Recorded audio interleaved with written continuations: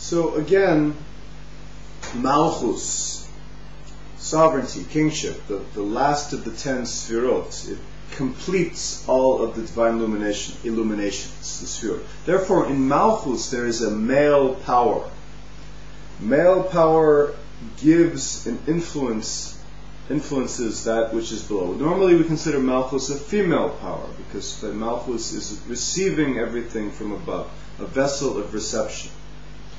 But in Malchus there's also a male power, which is giving and influencing that which is below. The Zohar teaches us that the supernal king is female in relation to the hidden point of all that is above it. In other words, if we can use the word king to describe God, Hashem, right? You use the word king, that's already a limitation in a certain level, and there's a level beyond, which is beyond name or description. So, in a certain level, the supernal king, if we say the highest of all high, the king, the highest king, the one and only, right? And then that's somehow there's a level of divinity which is even beyond that, because God is infinite. It can't be contained in a certain level. And so, in other words, when we say the supernal king, that's female in relation to the hidden point of all above it. Even though it is female, the Zohar says, it is male in relation to the lower king. The lower malchut, lower kingship, in the language of the Zohar, does not do anything on its own, doesn't affect anything on its own. In other words, it is a passive and receptive force. This is because it is the completion, with no sphira, no midah, no attribute, no divine illumination below it. It's the final product again. It receives everything from above and then returns what it has received upward back to the source, thereby completing a circuit. So again, when we say that Malchut, kingship, is the final product, it's not exactly the end.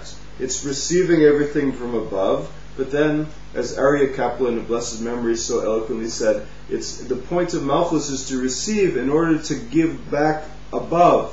The light comes down, received in the vessel of Malchut, and then the light is returned back to the source, and that's really the completion. It's the giving. So there's the reception, and then there's the giving back. Right? So that completes the circuit. This is the circuit of all of creation and all of God, God and man, God and the world.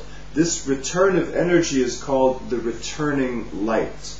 The purpose of the returning light is to allow man to recognize God's deepest desires. Again, why do we have returning light? That's so man can appreciate God's desires. Such an intention in creation was actually completed when? On Yom Kippur.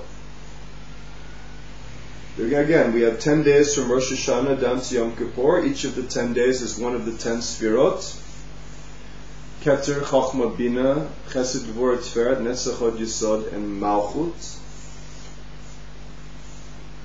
So that's 10. So the first day is Keter, and then the last day, we crown God King on Rosh Hashanah. And then 10 days later, it's Malchut, sovereignty, the completion, Yom Kippur. That's why instead of Yom Kippur, do not come at all times into the sanctuary. The phrase at all times represents Yom Kippur. All signifies a total inclusiveness. All times are unified as one by means of what? By means of Malchut. And this is the completion of creation.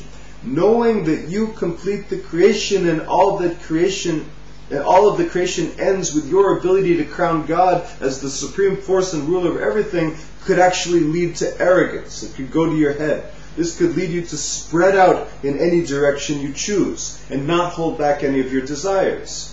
In Hebrew, spreading forth or promulgation is called hitpashtut. When you get a sense of yourself as the one who completes the world at the very time of the completion of the world on Yom Kippur, you get a feeling of great empowerment. So it could be that the high priest on Yom Kippur could abuse this feeling of empowerment. That's called in the Gershon Chenoch and his grandfather, the Meir Shlok's writing, tekifus.